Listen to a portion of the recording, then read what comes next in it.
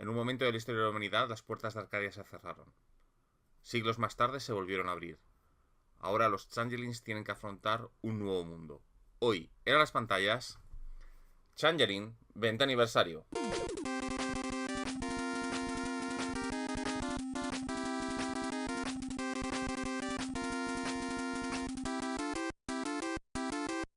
Bueno a todos, soy Edgar de nuevo. Bienvenidos a esta nueva temporada en la que voy a analizar Changeling, que como viene siendo costumbre, al inicio de la temporada siempre intento hablar de un juego con estos valores de producción tipo AAA, en la cual, bueno, pues tenemos bastante crunchy, bastante trasfondo, suelen ser juegos clásicos y todo ese tipo de cosas. Así que aquí vamos a tener esto. Hablaré un poco sobre la situación del canal al final del vídeo. Para quienes no estéis interesados, nos tengáis que tragar esto. Pero bueno, aquí tenemos Changeling en su edición 20 aniversario. Es una edición compendio, que se refiere a esto, que no es realmente una nueva edición. Es una edición que lo que te hace es aglutinar un montón de cosas aparecidas en muchísimos suplementos. Y quiero destacar una cosa, para mí este libro es bastante peor que otras ediciones del Mundo de Tinieblas.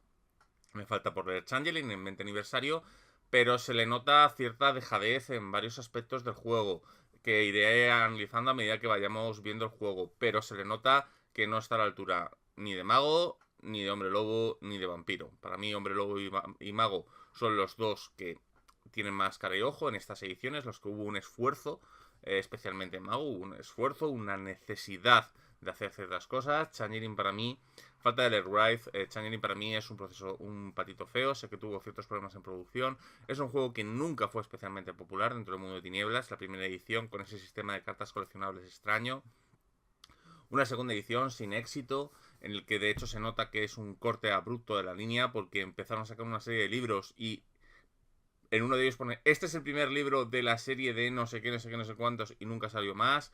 Se le nota también, aunque este es inédito en español, el tema del reino de los sauces, ¿no? En el que te hablan de los futuros suplementos, como el reino de la hierba y tal, que tampoco se vuelve a mencionar. Con lo cual este juego se le nota que pasa con ciertos problemas. Sin embargo, he de decir que para mí es mi segundo juego favorito en el mundo de Tinieblas. Siendo el primero Hombre Lobo, este fue mi segundo juego. De hecho, a mí este juego siempre me lo dijeron bastante mal y por eso no le di oportunidad hasta bastante más tarde. Pero bueno, eso me pasó con todo el mundo de Tinieblas. Siempre me dijeron que era un juego raro, que no se sentía parte del mundo de Tinieblas y que no tenía mucho sentido que haberse salido.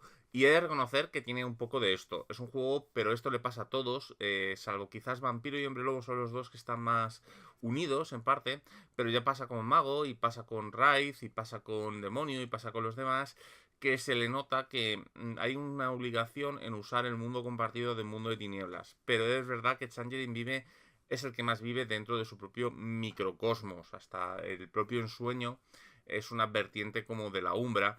Y a mí he de decir que siempre me gustó. O sea, me pareció un libro muy curioso cuando lo pude leer.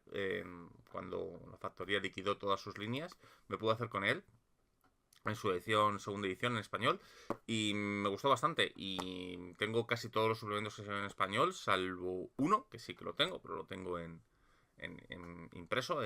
Y bueno, me falta un libro de linaje también en español.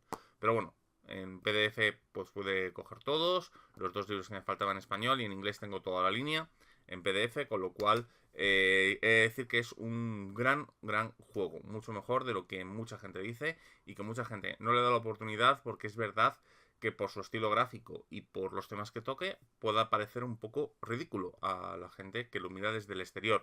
Pero para mí le pasa lo mismo con Lobo, en el cual la gente ve un libro sin sentido, en el de violencia, combates continuos y realmente tiene una parte espiritual, una parte mucho más importante fuera de ello, pero en Vampiro, pues al contrario, ¿no? Te venden toda esta parte política y realmente es un juego en el que saltas de edificio a edificio con garras y utilizando su celeridad, ¿no? Es el juego que está como un poco mejor visto, particularmente es el que más se parece a los clichés que les intentan poner al resto de juegos. Pero una vez dicha esta disertación, esta tontería, vamos a analizarlo. Y al contrario que otras veces, igual que pasó un poco con Mago, esto lo vamos a analizar desde el punto de vista del PDF. Bueno, pues aquí tenemos Changeling, como digo, vamos a analizar a través del PDF, principalmente porque el básico, como me pasó un poco con Mago, estos libros tan gordos, sinceramente, reseñarlos desde el brazo me da problemas, ¿no? Debido a lo que sufre. Mi libro de mago casi se descoyuntó al intentar reseñarlo de forma habitual y me ha pasado con un par más.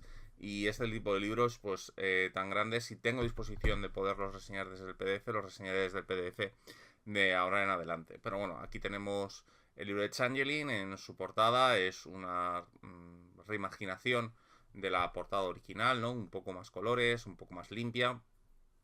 La edición de coleccionista tenía esto en forma de vidriera, una edición espectacular, pero bueno, a mí no me compensaba, no soy tan fan de Changeling y a día de hoy ya este tipo de caprichos intento evitármelos, ¿no? Lo de las portadas alternativas cuando hay tanta diferencia de precio. Hombre Lobo es uno de los pocos juegos que hice con la excepción. Lamentablemente Umbra no tiene edición de coleccionista, así que me quitaron esa dicotomía, ¿no? Pero bueno, aquí tenemos como siempre todo el tema de los créditos. Vuelvo a repetir, es una edición compendio. Aquí vemos que todos los autores que ha tenido esta edición, pero es una edición compendio. O sea, lo que se dedica es a reescribir ligeramente algunos aspectos y en rehacer algunas categorías de ratas o algún pequeño equilibrio de reglas. No pretende ser nada nuevo, al contrario que los otros. Lo que coge es intentar todo el material surgido a lo largo de 20 años del juego y meterlo en un único suplemento. A mí hay alguna cosa que no termino de recordar dónde salía, al contrario que Hombre Lobo, Changeling no es una línea que me secase de memoria, así que puedo cometer algunos errores cuando diga esto creo que sale de este libro, pues porque a lo mejor me equivoco, ¿no? No tengo los libros tan presentes, los nombres de los libros. Bueno, esto como pasó en la edición de Hombre Lobo y en la de Mago creo que también pasa, y supongo que pasa de Changeling, aún no la he leído. Está metida en la caja de envío de No Solo Rol, de hecho. Tal y como vino, se quedó en la caja para leerse en el futuro. Y un poco como Changeling. De hecho, me pasó en pandemia, creo recordar, que no recordaba, no me acuerdo cuando llegó Changeling, no recuerdo si fue en pandemia o tal, que no recordaba ni haberlo recibido, me había olvidado completamente del juego y fue sacando cosas de debajo de la cama, ¿no? Para leer, porque ahí guardo cómics pendientes de leer y tal.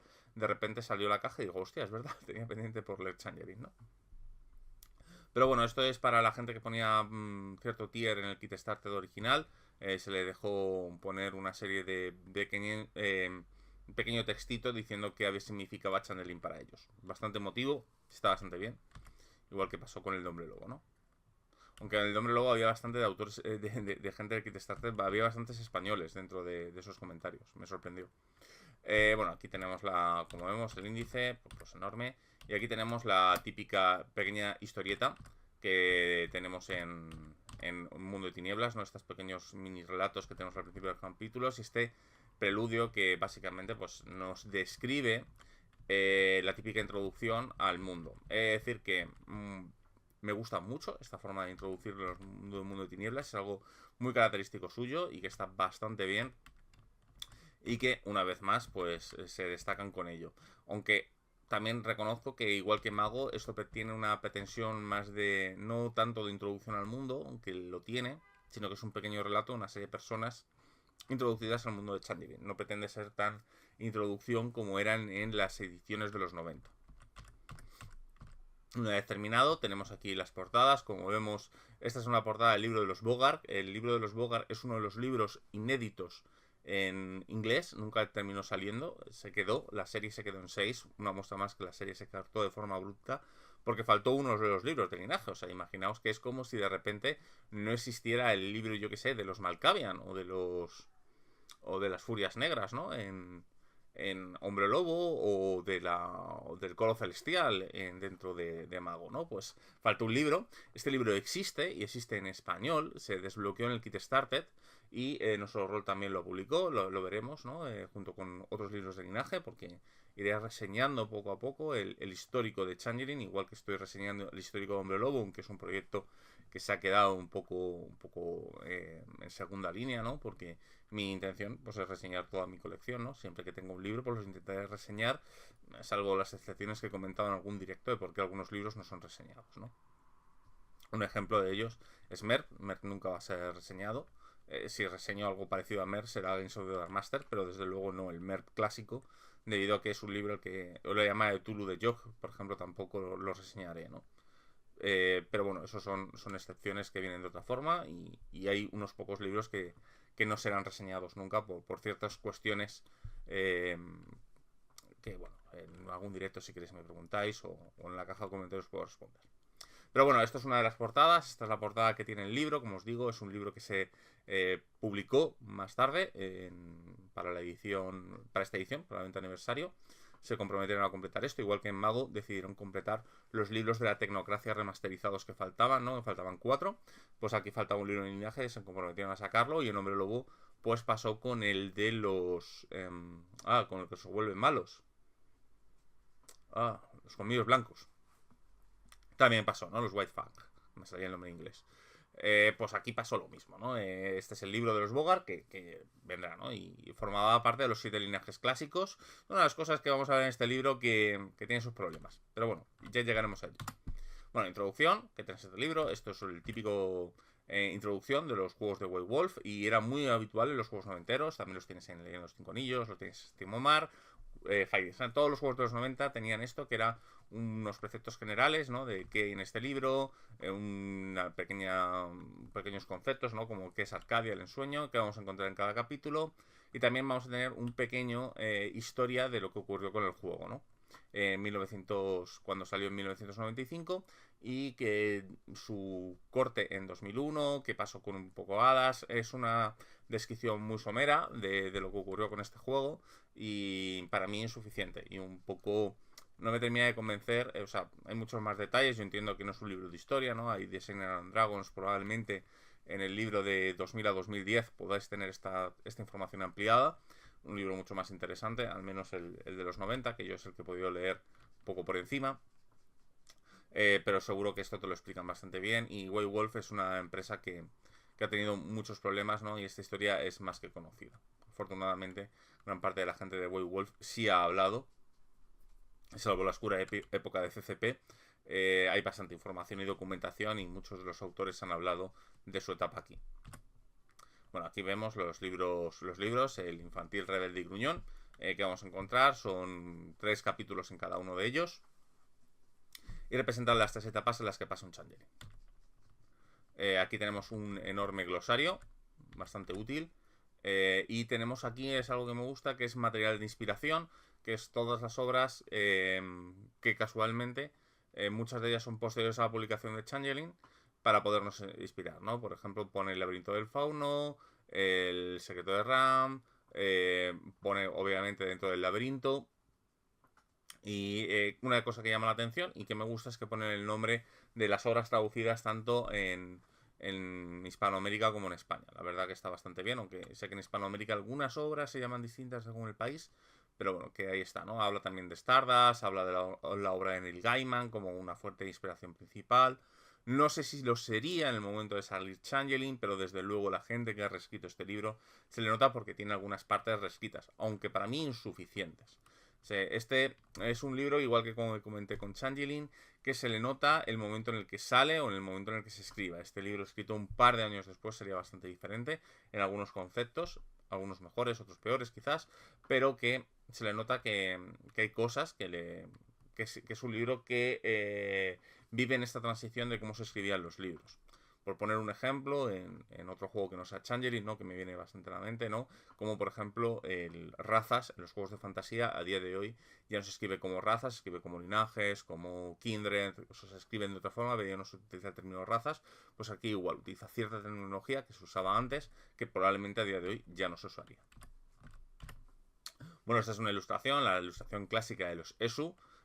Esto es uno de los casos que estaba comentando ahora mismo. El ESU sería muy diferente porque el ESU, digamos que son hadas de África y Oriente Próximo y siguen exactamente igual que como se escribieron. Yo creo que estas hadas hubieran tenido un pequeño giro, una fidelidad un poco mayor a este tipo de culturas, como por ejemplo se nota en Mago. En Mago sí se nota que, por ejemplo, con algunas, por ejemplo, con la Hermandad Cásica o con los Cuentasueños, sí hubo un intento de reflejar un poco mejor a las culturas en las que los autores piensan que proceden, porque en Mago, para mí, las tradiciones no son tan monolíticas, pero aquí, pues el origen de los Esu probablemente hubiera cambiado, ¿no? Porque aquí es muy noventero, de cuando se hacían las cosas ni siquiera con venir en la Wikipedia, sino como escuchadas, ¿no? Que podía ser, y probablemente hubieran tenido unos ligeros cambios, ¿no?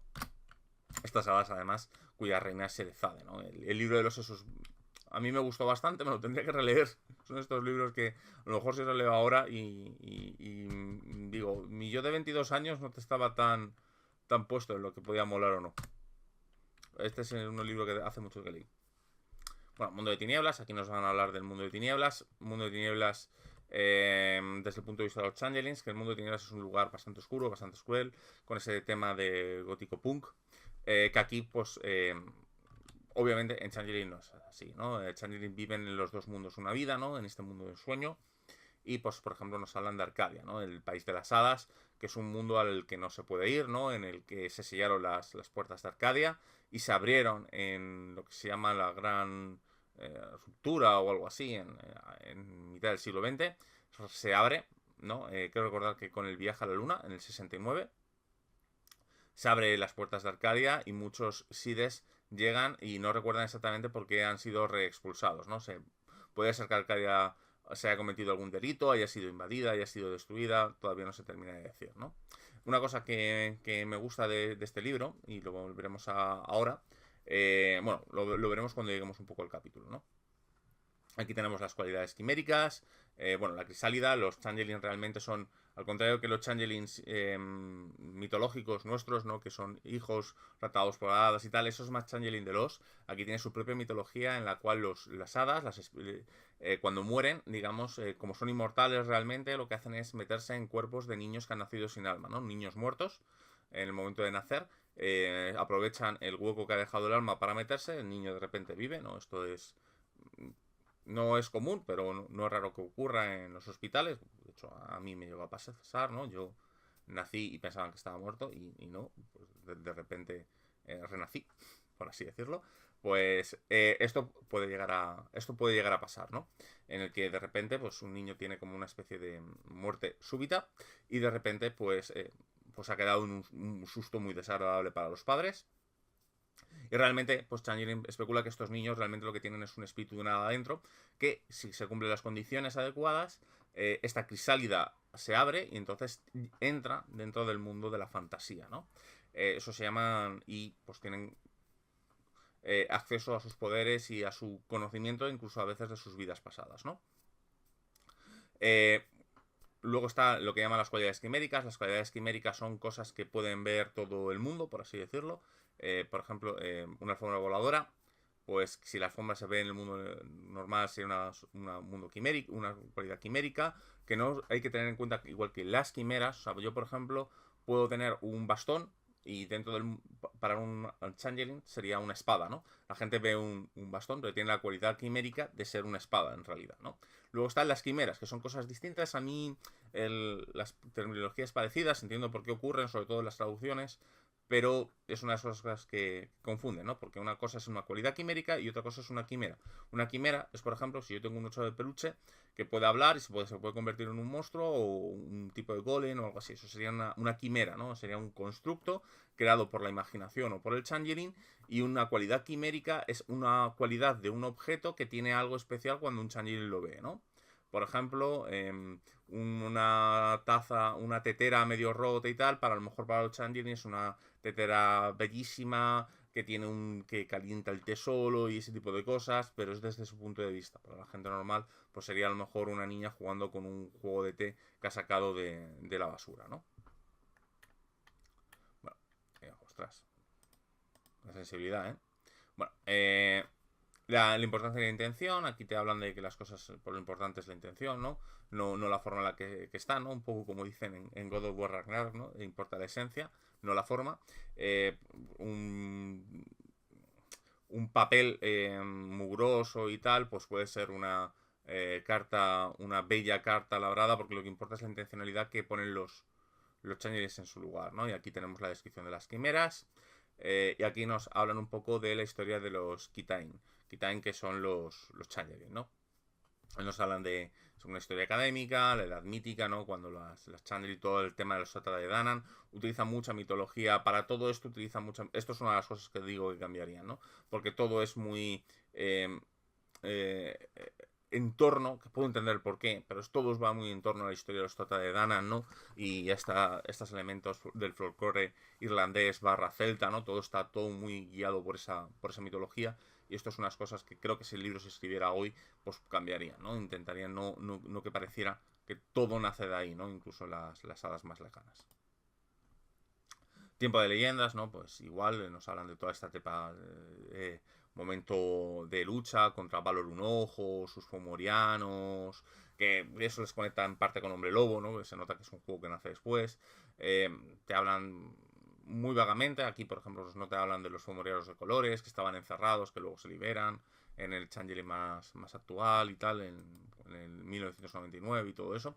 Eso te lo cuentan los suplementos de Changeling, pero este libro intenta dejar eso atrás, ¿no? Te hablan de la división y la ruptura, que es cuando los humanos, digamos, parten con los Changeling y hay esta oleada de banalidad que hacen que muchos se tengan que refugiar a Arcadia, los que puedan, ¿no? Interregno, que es los 5 o 6 siglos que pasan los Changeling desde la Edad Media, desde el final de la Edad Media, ¿no? Que se enlaza un poco con Mago, ¿no? Cuando la tecnocracia logra hacerse con el paradigma, ¿no? Y gana la guerra de la extensión, por así decirlo. Bueno, gana el conflicto más importante de la guerra de la extensión, ¿no? Que es el cambio de la paradigma medieval, paradigma mítico al paradigma moderno. Y te hablan del resurgimiento, ¿no? En 1969. Aunque te dicen que ha habido otros destellos, como la caída del muro de Berlín o la victoria de Obama en Estados Unidos, que creó. Porque te dicen que hay sentimientos de esperanza cíclicos que crean esperanza en el mundo, ¿no? Pues aquí vuelvo a repetir, son elementos muy locales, pero entra dentro de las cosas interesantes que tiene esta edición de Changeling, en el que te dice que la banalidad sí está ganando, pero de vez en cuando hay destellos, momentos de inspiración muy grandes, que la gente se vuelve a ilusionar, vuelve a creer en la magia, vuelve a creer en lo posible y el mundo cambia, ¿no? Esto, por ejemplo, lo hicieron muy bien en Mago. Yo siempre dije que Mago, sobre todo, era absurdo en su época, pero a día de hoy pues estaba más convencido, ¿no? Con todas cosas como el terraplanismo y tal, pues me hacía pensar que la tecnocracia no puede ganar, ¿no? Pues existe todo el magufismo esto. Pues aquí en Changeling igual, es verdad que la banalidad existe, pero tienes momentos en los que la gente se ilusiona o tiene tal. Yo, por ejemplo, por la estreno de las películas del Señor de los Anillos podría ser otro. ¿No? Hay momentos dados que se pueden conseguir que la humanidad vuelva a conseguir esa ilusión, ese elemento de positividad o de creatividad que puede sacar a veces de la banalidad propuesta por Changeling en la que todo el mundo está, ¿no? Y de hecho ahí hace mucho hincapié, la banalidad es una de estas cosas que estaban mal explicadas, ¿no? En las ediciones antiguas, aquí hacen un trabajo importante, sobre todo de ejemplos, para los jugadores, sobre todo los directores de juego, para ver un poco esto, ¿no? Aquí nos hablan del preludio a la guerra, pues todo se basa mucho, todo está muy... A mí no es unas cosas que no me termina de convencer, aunque hay un esfuerzo en globalizar el mundo de tinieblas, sigue estando todo muy alrededor de Concordia. Concordia es el reino de Norteamérica, porque también incluye México, ¿no? Y Canadá, no solo Estados Unidos. Y bueno, pues aquí nos van hablando un poco de David Adrien, el alto rey, ¿no? El rey prometido, ¿no? Que ha unificado Concordia, los reyes del reino de las manzanas, del reino de los sauces, del reino de la hierba, la batalla de Manhattan y tal. Todas estas cosas son unas cosas que se escriben, que de hecho esto es el interludio, gran parte de esto, el interludio entre primera y segunda edición. Bueno, esto es antes, pero casi todas las cosas que vienen en este libro, pues un poco el interludio entre la primera y la segunda edición, ¿no? No entraré demasiado en ello, pero bueno, que básicamente actualizan un poco y que las cosas se han quedado un poco en stand-by debido principalmente pues que Changeling, al ser un juego minoritario dentro del ecosistema de White Wolf, pues obviamente pues no he ido demasiado. Y aquí, bueno, pues vemos la crisálida, ¿no? La crisálida es este momento en el que te despiertas, ves todo, tenemos la danza de los sueños aquí, que es cuando empiezas a tener problemas de distinguir entre lo real, el tutelaje, ¿no? Que es cuando te conocen otras hadas, porque cuando salen, pues habitualmente otra hada suele estar cerca, ¿no? El bautizo, que es cuando ya te dan el nombre, todo esto es muy feudal, está todo... Por eso te os digo, está todo muy ligado a los círculos del verano, de la primavera, de la cultura céltica, de este elemento anglosajón, de la visión de las hadas, bastante particular. Yo he hablado de esto en algún momento con Ars Magica. Yo tengo mis problemas personales con toda esta visión, ¿no? Podemos ver ligeramente en Dresden, aunque Dresden creo que está mejor actualizado, ¿no? Pero yo puedo entender por qué está, ¿eh? Porque esto está muy ligado a toda la cultura de zaérica barra hada de la cultura anglosajona y de la mitología céltica sobre todo, y cabe pocos huecos. Pero esto es una de las cosas que os digo, que si el libro se escribiera hoy, probablemente se haría un esfuerzo por no ser tan monolítico en este aspecto, aunque yo entiendo que es un elemento core, ¿no? Pasa un poco, pues, como mis quejas con algunos cambios de la quinta edición de Hombre Lobo, pues puedo entenderlo, ¿no? Puedo entenderlo desde un punto de vista que quizás sea mejor para la ambientación, pero para mí la ambientación cambia. Pues esto sería igual. Creo que probablemente la ambientación cambiaría bastante, aunque fuera mejor para el juego. Igual que me pareció Changeling, me parece mejor. The Lost me parece mejor que en el ensueño. En alguno creo que está más preparado y es bastante más jugable y juega con ideas mucho más interesantes. Pese a que en el ensueño me gusta mucho, creo que The Lost quizás sea mejor juego en muchos aspectos. Aquí nos hablan de la banalidad del glamour, son dos fuerzas antagónicas. El glamour viene a ser un poco la fuerza de la imaginación, la creatividad, la luminosidad, y la banalidad es lo contrario, ¿no? Es esto de te voy a meter en un cubículo de 9 a 5 y te vas a poner aquí la placa de hazlo, estás aquí para siempre, ¿no? Y el glamour sería, pues Homer poniendo hazlo por ella, ¿no? Eso sería una persona que está dentro de la banalidad, pero ha logrado conseguir que a lo mejor la banalidad no le llega a 10, sino a lo mejor lo consigue llegar a 5, a 6, ¿no? Porque queda un poco ese espíritu de lo que nos hace humano que no está engullido por las garras del cubículo, ¿no? El deshacer es cuando un hada muere. La hada puede morir de varias maneras. Puede morir la hada, puede morir el cuerpo y puede morir las dos cosas. Cuando muere el hada, pues es una desgracia. No muerto, realmente. Sigue anclada a un cuerpo mortal, afortunadamente. Y lo que hace es que pierde la memoria, por así decirlo. O sea, se olvida que es un changeling. El humano se queda desorientado y entra a lo que se llaman las nieblas. Entonces, cuando se depende de la banalidad del humano, ¿no? De tu parte humana, tardas más o tiempo en volver y puedes recordar o no puedes recordar más o menos lo que eras cuando eras changeling, ¿no? Después recordarlo completamente o meramente tienes destellos. ¿No? Esto pasa a veces, ¿no? Pues hay antiguo, hay un ejemplo, ¿no? De una profesora que de repente uno de sus alumnos despierta y ella, de repente, su quimera, su parte changeling que murió, pues empieza a despertarse y ella recuerda que cuando estaba allí, ¿no? Esto es un poco, ¿no? Cuando dicen, ah, sí, yo recuerdo que jugaba con esto y tal, ¿no? Estos adultos de la generación, sobre todo, de mis padres o de mis abuelos, ¿no? Que recuerdan vagamente algunos momentos de felicidad, cómo jugaban con ciertos elementos de la imaginación y tal, pues eso representaría un poco las nieblas.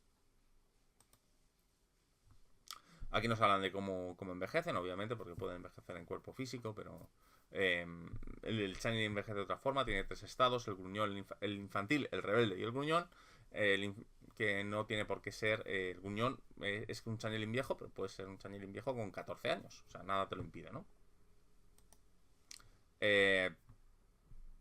Bueno, aquí te hablan de distintas formas de tener envejecimiento, ¿no? Y todas las cosas, viajar a Arcadia y otro tipo de cosas. El aspecto mortal y el semblante férico. El aspecto mortal es pues, como te ves, ¿no? Y el aspecto férico es como te ven los changeling, ¿no? Cómo puedes desatarlo. Tú a lo mejor eres una persona de 1,50 m y tal, y de repente pues eres un troll enorme que apenas entra por la puerta, ¿no? Pues a lo mejor tú te tienes que medio inclinar, pasar tal, pero la gente no, la normal no vería nada, ¿no? Porque viene este elemento de intencionalidad. Es unas partes más complejas de entender de Changeling y lo que más quebraderos da, ¿no? La superposición de ambos mundos. Por eso la intencionalidad es muy importante. O sea, no hace falta que te digan, yo me agacho y te... No, pues hay una intencionalidad de pasar la puerta. Bueno, aquí vemos todos los aspectos con estas ilustraciones completamente nuevas. A mí hay algunas que me gustan más, el Puka, por ejemplo, no me termina de convencer, ¿no? Aunque esta es una imagen muy de Puka, del libro de los Puka, a mí los Puka no me terminan de gustar, sean tan animales. Pero otros como el Knocker me gusta mucho. Y bueno, aquí tenemos muchos más. Estas son las cosas que vamos a ir viendo a medida que vamos viendo. Hay 12 linajes principales, ¿no? El Bogar, que es un linaje clásico. El Krukicchaun que es uno de los linajes relativamente nuevos. Este creo que venía en el libro del Bufón. El Esu, otro de los linajes clásicos. Noker, otro de los linajes clásicos. No hablo de qué van porque los hablaremos cuando veamos los linajes. El Piskis, que vienen a ser otro de los linajes nuevos. Este creo que viene en el libro del jugador. El Puka, que es uno de los clásicos, a mí es uno de mis favoritos. El Red Cap, que también de los clásicos. Satilos también es de los clásicos. El Selkie. A mí no me llamaba mucho los Selkies hasta que vi la película de Son of the Sea. Que Son of the Sea es una gran película para inspirarse para Changeling, igual que el libro perdido de Kelos. Ambas son grandes películas, pero Son of the Sea es maravillosa. Es la historia de una Selkie que le han robado la piel. Y es fantástica. Y de hecho es una película 100% Changeling. O sea, en todos los aspectos. O sea, tú la ves y dices, esta gente ha tenido que jugar o inspirarse en Changeling de alguna forma porque hay demasiadas cosas que recuerdan. Película fantástica de animación tradicional en 2D. Muy, muy buena. Se lo podéis ver. El Son of the Sea. No sé si está en español. Sería la traducción sería como El sonido del mar. Yo lo pude ver en un festival de cine. Y una auténtica maravilla. Y son los mismos que hicieron el libro secreto de Kel, que también es una película muy muy buena, que yo conocí después, porque me dijeron, esta gente tiene otra película anterior, no es tan buena como Son of the Sea desde mi punto de vista, pero también es muy buena y muy bonita. Side, bueno, los nobles, lo que pensamos, lo que mucha gente piensa por Ada, ¿no? Que tenemos los arcadianos y los de otoño, aquí los distinguen. El Sluag, que es otro de mis linajes favoritos, junto con el Puka, y el Troll. Después tenemos las casas, que en el caso de ser habitualmente un Side, podemos tener una serie de casas, ¿no? Que tenemos varias, hay 13 casas, realmente 14, en las que podemos entrar, ¿no? Y después tenemos los lugares de glamour, que son los claros y los feudos. Los claros son lugares que tienen glamour natural, son lugares que la banalidad no ha logrado tocar del todo, ¿no? Que existen una mezcla entre nuestro mundo y el suyo. Y el feudo es un lugar que ha sido reclamado por las hadas y que vendría a ser como una especie de espacio faérico, ¿no? A lo mejor, imaginaos, entréis en una casa y, bueno, y una de las habitaciones de la casa, pues cuando tú entras, pues es un lugar maravilloso. Puede ser un armario, pero cuando un Changeling entra, pues a lo mejor es un gran salón de banquetes y tal, pues vendría a ser eso, es un lugar controlado por hadas que habitualmente es donde se reúne la corte. Vendría a ser un poco con diferencias el Elíseo. Los pasos, que vendrían a ser lugares de teletransporte, por así decirlo, serían los Struts, clásicos de las hadas, ¿no? Que son lugares en los que se pueden moverte entre el mundo mágico y el normal. El ensueño vendría a ser un poco el mundo de las hadas. No el mundo que está superpuesto, propiamente dicho, sino el reino de las hadas, que tiene varios lugares. Está el ensueño normal, el medio y el profundo, y después ya pues verías Arcadia. Sería como una especie de mundo paralelo, un mundo de fantasía, un isekai, por así decirlo, que a medida que vas profundizando, pues es más o menos fantasioso, ¿no? Vendría a ser como una especie de mundo de fantasía dentro del mundo, ¿no? Aquí tenemos el sueño próximo, el lejano, el profundo y como la gente que habita en el sueño, ¿no? Que vendría a ser como una especie, ya os digo, es como si entráramos en un isekai cuando lo hacemos, para la gente que sepa más de anime y que no sepa, pues que mirarlo en internet. Veremos quimeras animadas y todo ese tipo de cosas. Una descripción bastante bien. Las cortes. Las cortes vienen a ser los lugares donde se reúnen, vendrían a ser como los elíseos, o los principados, o ese tipo de cosas, o los tribus, ¿no? Los clanes. Sí, los clanes en Hombre Lobo vendrían a ser también, ¿no? Es un poco la amalgama que hace que cuatro personajes que no tienen nada que ver porque se ha hecho cada uno la ficha en su casa, se han cogido linajes completamente antagónicos y gente que sería imposible que se conociera en la vida real, pues esto era la forma que tenían los 90 de solucionar este motivo, que era crear como una especie de meta organización o meta personaje, y en este mundo pues es la corte, ¿no? Y bueno, pues aquí nos hablan de cómo se guerrean las cortes, los problemas que hay, porque claro, hay gente, esto es muy feudal, ¿no? Entonces te dicen, claro, ¿cómo le metes el feudalismo a un chaval de 12 años de 1996 en su época, ¿no? O cómo le metes el feudalismo a un chaval, un universitario de 19 años de Estados Unidos en 2024. Pues la excusa es las cortes, ¿no? Aún así, hay rebeldes, hay lo que se llama la rebelión de los plebeyos, ¿no? En la cual existe este tipo de cosas, ¿no? Aquí tenemos los códigos porque hay dos cortes, la luminosa y la oscura, que tienen linajes distintos y que vamos a ver aquí y que no terminan de funcionar del todo. También os digo por una cosa que han hecho en este libro que a mí no me gusta nada. Aquí nos hablan de la sociedad, en la que nos hablan de las cuadrillas y de un poco cómo se van a organizar, ¿no? El señor y vasallo, aquí ves, hablan del feudalismo moderno, aquí nos hablan de las fuentes, que son todos los libros en los que compila este libro, o que se basa fuertemente este libro. Los que están en inglés obviamente nunca se tradujeron. Aquí pues nos hablan de un poco de cómo funciona, ¿no? Los derechos que tienes, los deberes las obligaciones que tienen los vasallos y los nobles. Y os digo, es algo interesante para verlo, pero es una de esas cosas que también pues quedan raras, ¿no? Aunque es uno de los conflictos que tiene la ambientación y concretamente pues el juego. La lucha entre esta visión medieval del mundo y la visión moderna. Tenía suplementos incluso dedicados. Reino de Concordia, esta es la descripción de todo lo que son los reinos de Norteamérica, aunque está muy basado en Estados Unidos, obviamente. El reino de las manzanas, el reino del hielo, el reino de los piratas y tal, pues porque es la ambientación por defecto que trata el juego, es este gran reino, ¿no? Es el reino de los sauces, este tuvo suplementos, es el único que lo tuvo en su momento. Y bueno, pues bastante bien. Y un poco nos van a hablar, no sé si aquí o después. Sí, aquí nos hablan un poco cómo son los reinos en el resto del mundo. Obviamente, como el juego es americocéntrico, ¿no? Sobre todo yanquicéntrico, pues el resto del mundo pues es como cuando J.K. Rowling publicó las escuelas de magia de nuestro mundo, ¿no? Que de repente tienes a chinos hindúes estudiando en la misma escuela y dices, y no se matan, ¿no? A palestinos y israelíes y dicen, la escuela de aquí tiene que ser muy muy interesante, tanto llevar a los niños del colegio como las casas que se pueden formar, ¿no? Toda África además es la misma escuela, toda la escuela de Sudamérica está en Brasil y se habla en portugués. No, tienes elementos surrealistas. España comparte con Francia, con Alemania, lo cual es surrealista también. Pues aquí pasa un poco igual, ¿no? Pues claro, Estados Unidos está súper detallado y el resto del mundo, pues un poco como puede. Inglaterra está ligeramente mejor tratada porque, claro, como tuvo un suplemento, que ese es el de las Islas de Albión, que está bien. No es para tirar cohetes, pero está bien. Pero el resto del mundo, pues bueno, pues como puede, ¿no?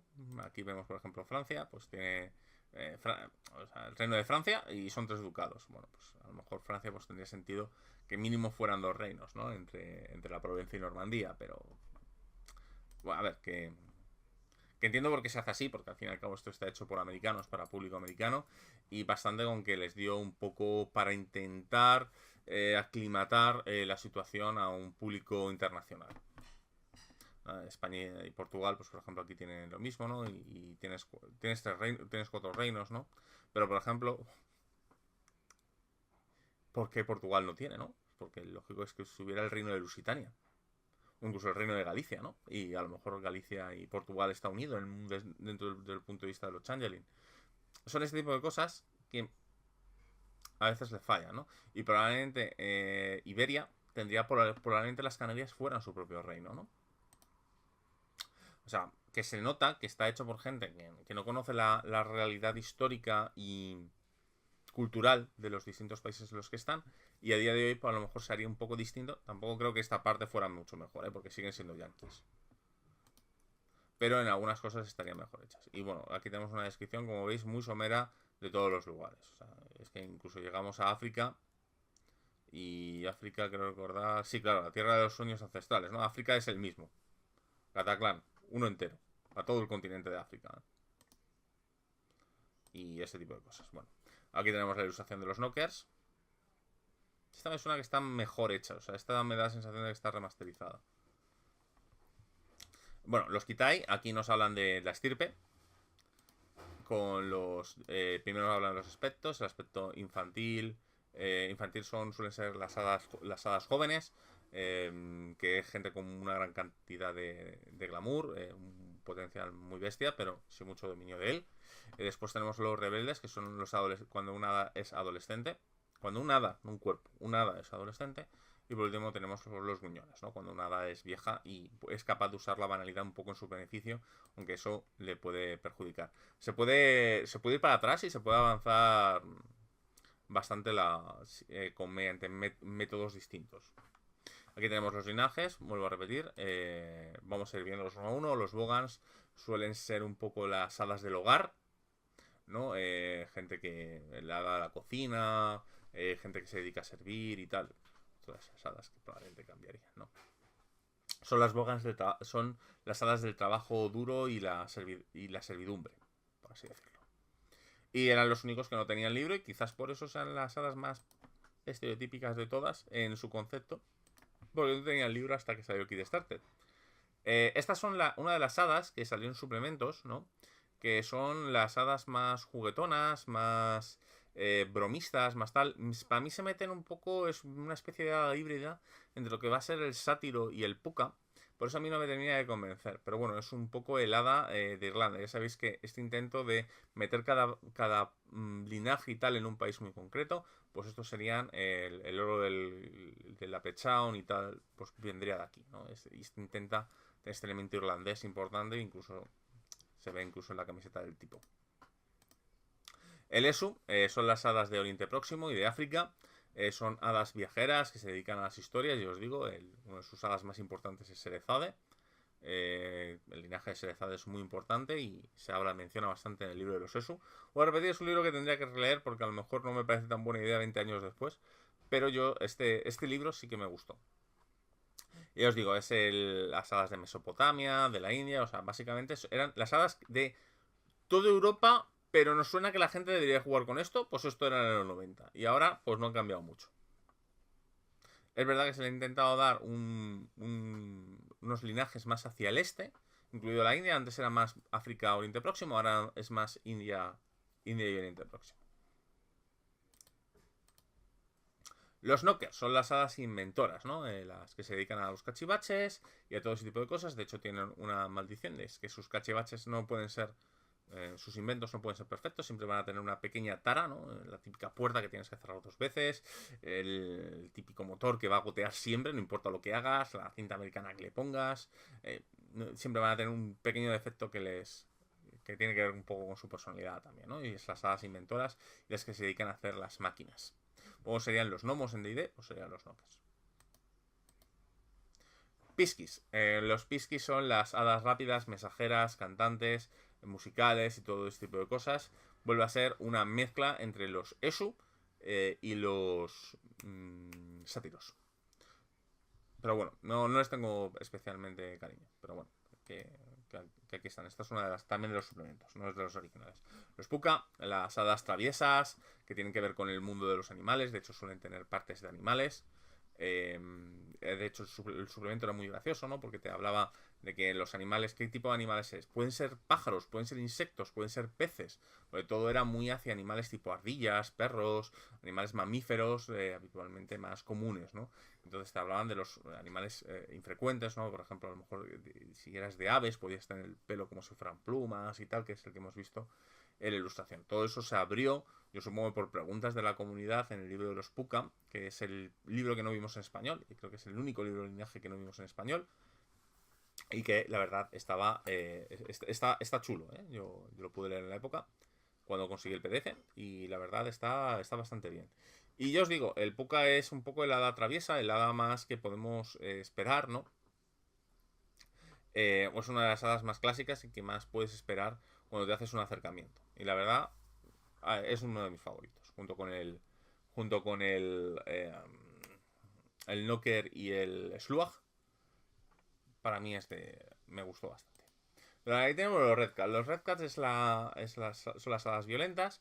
Yo supongo que esto nació en parte porque no se les había ocurrido toda la parte de las vertientes oscuras y tal en la primera edición, que aparecen en la segunda edición. Y vienen a ser, pues, son hadas hambrientas, que se basa mucho en el terror y ese tipo de cosas. Está basado en el mito este de las hadas de los Red Cat, ¿no? Que que son sus gorros rojos es por bañarlos en las sangres de las víctimas.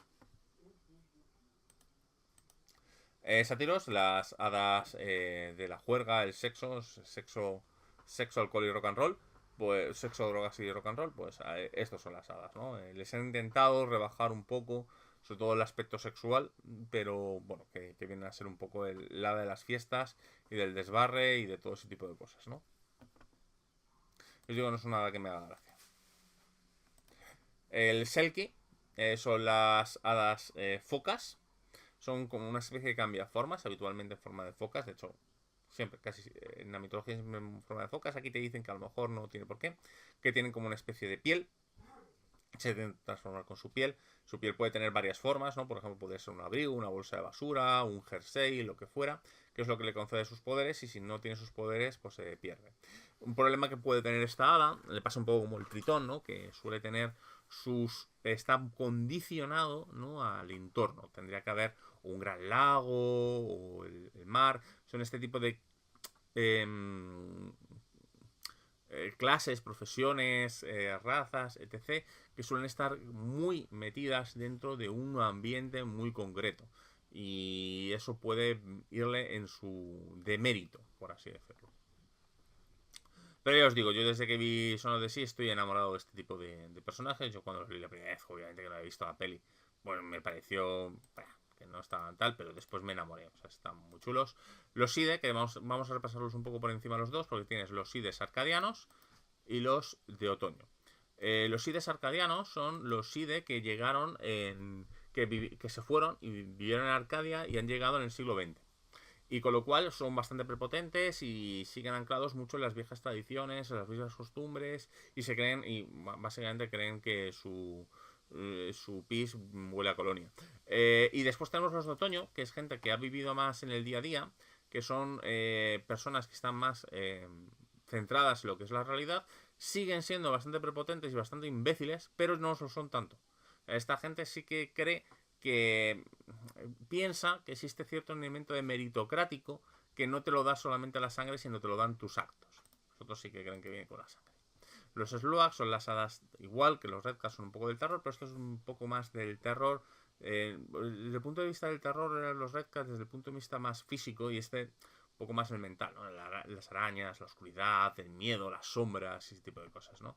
Este elemento gótico tan particular, además son gente que parece que están demacrados, sus huesos se pueden torcer de formas imposibles. A mí me encantan. Y luego los Trolls, que este es el linaje típico de adolescente, de adolescente de los 90, tengo 13 años, quiero jugar al rol y quiero llevar a alguien con un arma muy grande y con unos músculos que puedan partir un coche por la mitad. Pues bueno, pues el troll era lo que hacía ese tipo de cosas, ¿no? Es el linaje de los fuertes, los meteostias, los que tienen los poderes de combate y todo ese tipo de cosas. Pues aquí lo tenemos, ¿no? El típico personaje para... No digo que solo sea adolescentes, pero habitualmente un adolescente es lo que va a coger. Al menos un adolescente de los 90. A lo mejor un adolescente de día de hoy, pues me puedo equivocar. Ya os digo que en mi época esto es lo que buscaba la gente. Eso es por muy común. Todos los juegos tengan este tipo de elección de personaje, ¿no? En todos los juegos de Mundo de Tinieblas. El Brulla, por ejemplo, podría ser también. Ganger también entra un poquito en ello, ¿no? Dependiendo de lo que quieras. En Hombre Lobo, pues en Hombre Lobo no lo necesitas porque son todos un poco, ¿no? Pero Garras Rojas, Furia de Fenris y Cama de Fenris, pues vendría a ser esto. En Mago vendrían a ser un poco los Eutanasias, quizás, o los de Hermandad Cásica. Eutanatos y Hermandad Cásica. En Wraith no, apenas lo conozco como para poder meterme en ello, pero seguro que también tienes a alguien físico de meter palos. Y aquí nos hablan de la creación del linaje, ¿no? Cómo sirve el concepto, que imaginemos un concepto de personaje, cuál es el rol dentro del ensueño, cuál es, bueno, que pensemos en el privilegio, en la mitología, el uso de estereotipos. Aquí tenemos, por ejemplo, es alguien agudo, es alguien mágico, es alguien con... ¿cuál es tu flaqueza? ¿Cuál es la posibilidad narrativa de ello? Recordemos que dentro del Crunchy, pues el Mundo de Tinieblas ha intentado tirar hacia lo narrativo, que es lo que están intentando con las quintas ediciones, ¿no? ¿Cuáles son las afinidades? Bueno, pues básicamente pues creamos toda la parte. Aquí tenemos toda la parte de las casas nobles, ¿no?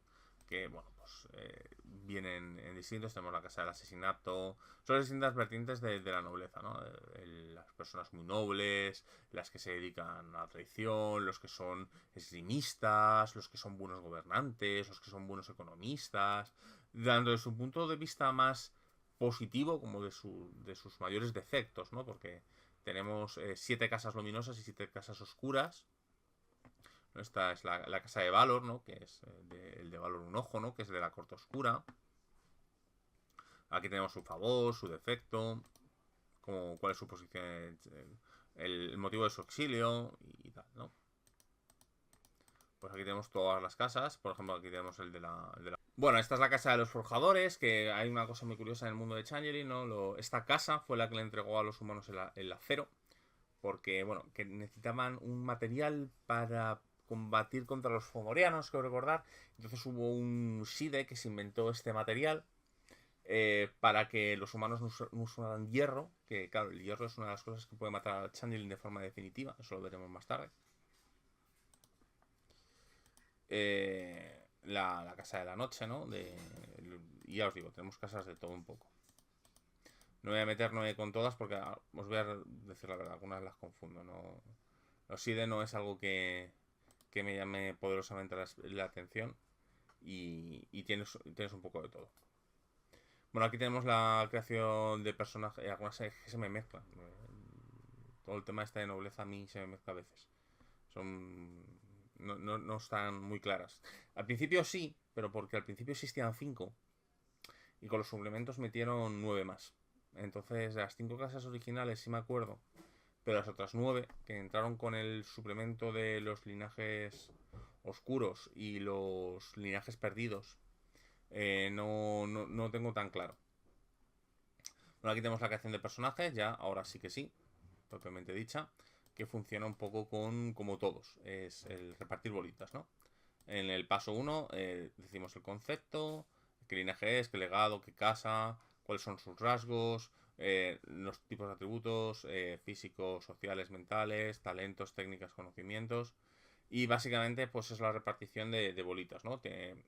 Escojo los atributos por los físicos. Tengo 7 puntos para repartir los físicos. O escojo los sociales, 7 puntos. Pues el 7-5-3, pongo las pelotitas en cada categoría. En las habilidades 13-9-5. Después cogemos las ventajas de trasfondo. Las artes de los reinos, que es la magia. Esto lo veremos después.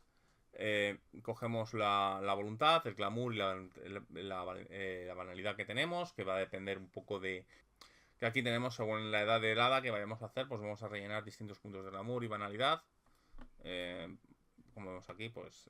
y después tenemos los puntos libres, que pues, queremos un arte nueva, 5 puntos. Queremos un atributo, 5 puntos. Privilegios y flaquezas. Esto...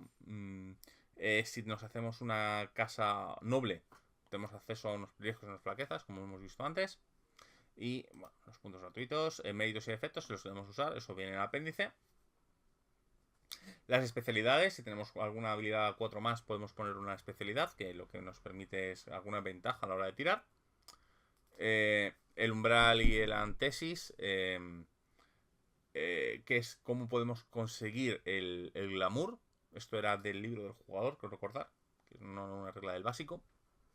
Y la motivación y todo lo que va a dar tridimensionalidad al personaje, ¿no?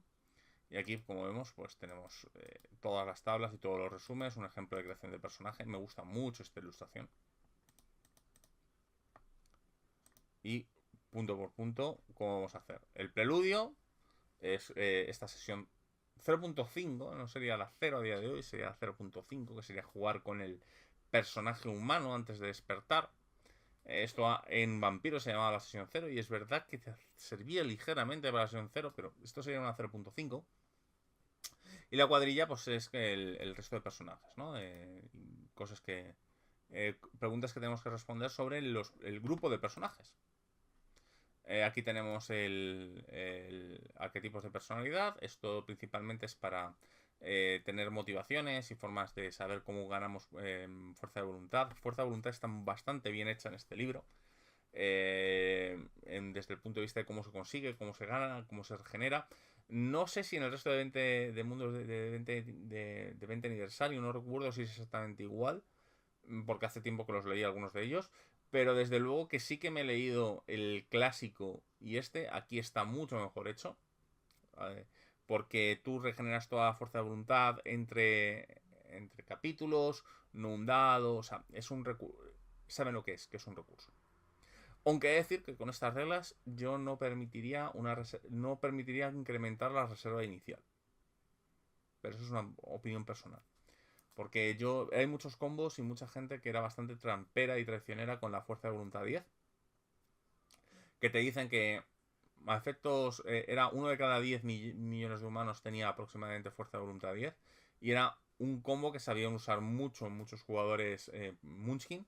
El ponerse la fuerza de voluntad 10 siempre, ¿no? O fuerzas de voluntad muy alta.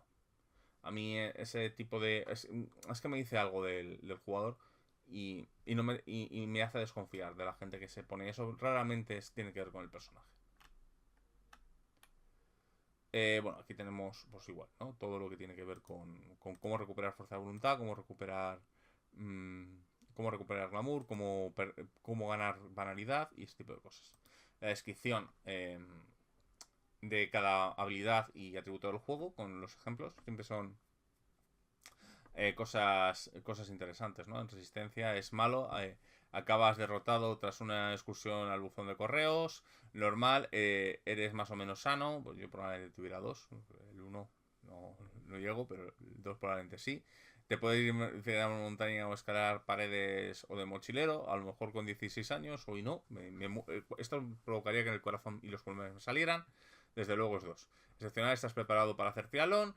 5 puedes llevar a cabo los 12 trabajos de Hércules, ¿no? Siempre es gracioso leer, sobre todo los 5 y los 1. Y como toda la descripción de todo lo que podemos ver. Aquí tenemos la descripción de la fuerza de voluntad, cómo se usa la fuerza de voluntad para conseguir un éxito automático, sobreponerse a una compulsión, superar la confusión, son estados de los Changeling, ¿vale? Sobre todo cuando vician con su magia. Ignorar heridas y tiene hay algún detalle más. Y cómo se recupera, si se cumple el legado, se puede recuperar fuerza de voluntad. Puedes ganar hasta 5 puntos. El personaje puede recuperar un punto de fuerza de voluntad tras cada noche de sueño ininterrumpido. Y la regeneras entera cuando esto era un problema, sobre todo a la hora de regenerarla, porque era una de esas reglas subjetivas. Aquí tienes un poco más de objetividad, pero me gusta sobre todo el de que al principio de cada historia se considera que recuperas todo, ¿no? Es esto, han pasado 2 meses. Claro, pues era un problema antes. Se tiraba un dado de 10 a veces, ¿no? Y conseguías tantos como... Pero era un poco asimétrico y tal. Aquí no. Empiezas con todo. Porque han decidido que es lo que es un puto recurso. El glamour es lo que usamos para la magia, aunque no solo se usa, como vemos, pues lanzar countries, invocar la fantasía. Invocar la fantasía es, digamos que es manifestar en el mundo real lo que ven los Changeling. Encantar a un mortal. Esto sobre todo sirve para inspirarle y ganar glamour de él. O para que pueda ver la fantasía. Un poco lo que va a pasar en la película de Hook. Con Peter Pan, ¿no? Que cuando están comiendo, ¿no? Ahí le estarían encantando, quizás. Sellar un juramento. Los juramentos tienen mucha importancia en el mundo de los Changeling, ¿no? Y cómo tener glamour, pues aquí tienen las 4 tipos. El deleite, la ensoñación, el éxtasis, el saqueo y la rapsodia, que las veremos cuando veamos más avanzado. La banalidad obviamente te protege, porque puedes hacer que no te afecten los poderes, puedes destruir un Changeling, podrías incluso recuperar glamour con ella, o sea, la banalidad tiene bastantes usos, más de los que parece, es mala, pero puede tener cosas bastante positivas. Y aquí como se elimina, pues haciendo una búsqueda en el sueño, consiguiendo una inspiración elevada o realizar algo importante para la vida del personaje. La salud, sistema de salud de Mundo de Tinieblas, este de niveles también me va a gustar, y cómo se consigue la experiencia, ¿no? Además de cómo se puede gastar. Y aquí, mira, no viene el apéndice. En el resto del Mundo de Tinieblas viene el apéndice, que aquí también. Bueno, el apéndice aquí es bastante amplio y me molesta bastante el apéndice de este libro. Uno de los 2 apéndices que hablaremos cuando lleguemos a él. Bueno, méritos y defectos, aquí vemos todos los méritos y defectos del juego. Tengo mis pros y mis contras. O sea, a mí me gustaba mucho esto, ¿eh? Y me siguen gustando los méritos y defectos. Pero creo que hay demasiados. Sin control. Puntos diferentes. Este vale 2, este vale 1. O sea, este es de los elementos de arquitectura de ficha. Yo haría literalmente que podrían coger un mérito y un defecto de puntuación equivalente. Y se acabó. Porque esto lo que provoca es que te vayan a enmierdar la campaña con defectos de 1, que te vas a olvidar que existen porque tienes 10 o 12 defectos, porque esto yo lo he vivido. Un juego que te vas a olvidar que existen, los jugadores siempre van a ir a por los defectos que no tienen ningún tipo de impacto y van a coger una o dos virtudes que realmente no es porque vaya con el personaje, sino porque están buscando un combo. Vuelvo a repetir, esto es los lugares donde los Munchkins se desvelan. Y hay cosas muy chulas y cosas muy narrativas y tal, y a mí me gusta el sistema, pero no me gusta cómo se escogen y cómo se compran. Y como veis, hay decenas de ellos, hay cientos, porque literalmente, si no tienen todos los suplementos de la edición anterior, poco les falta. Y aquí vamos a empezar el libro 2, Rebelde, pero no lo vamos a ver hoy, porque igual que Mago, vamos a dividir la reseña entre 2 y 3 partes. Así que vamos a ir un segundito con la cámara principal. Bueno, como os digo, el libro es muy denso, bastante amplio. Hemos estado 1 hora con la creación de personajes y el preludio del libro. Y no quiero que la reseña se me vaya a 3 horas. Así que va a haber como una duología o una trilogía. Aún no lo he decidido. Depende un poco de cómo me lleve en tiempos las dos partes que vienen. Y se va a dividir en 3 partes. O 2 partes. Así que aquí acaba. Esto pasó igual que en Mago. Así que aquí acaba la reseña de la primera parte de la reseña de Changeling. Un libro que a mí me gusta bastante, es bastante increíble, es un juego que tenéis que dar una segunda oportunidad, aunque sea de lectura, porque viene bien incluso para entender otros juegos. Y por lo demás, soy Ezcardan, nos vemos la semana que viene con la parte 2.